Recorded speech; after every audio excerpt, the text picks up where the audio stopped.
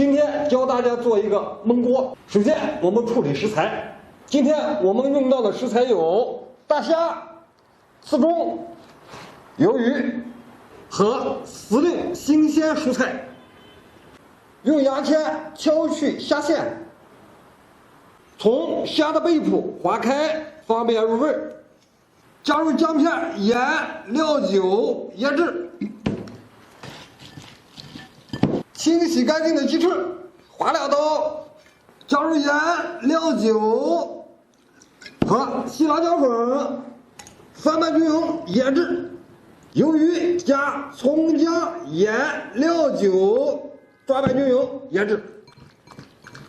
这3种食材腌制15分钟。接下来我们配置焖锅的蘸用酱：甜面酱2勺，黄豆酱2勺，番茄酱1勺，叉烧酱1勺，海鲜酱1勺，生抽1勺，生粉1勺，用同一个勺子。各种酱料混合一起，搅拌均匀，然后再加入白糖，搅拌均匀。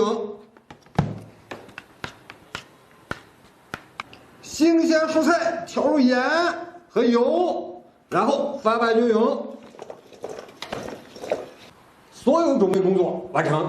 接下来我们制作焖锅。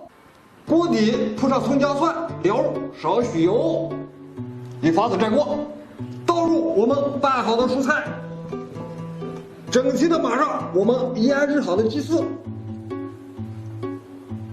加盖打火，先焖至15分钟左右。鸡翅和鱿鱼、大虾比起来难熟，所以要先焖。时间到，打开锅盖，码上大虾，中间放上鱿鱼，最后淋上我们配置好的酱料，抹匀后加上锅盖，再焖10分钟左右。时间到，关火，开盖，酱香扑鼻，看着特别有食欲。吃的时候打开，让酱料均匀的裹在食材上。这我们的焖锅制作完成。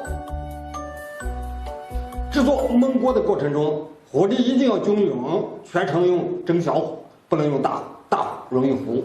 根据食材的不同，焖制时间可灵活调整。像牛肉、鸡肉，难熟的多焖一会儿。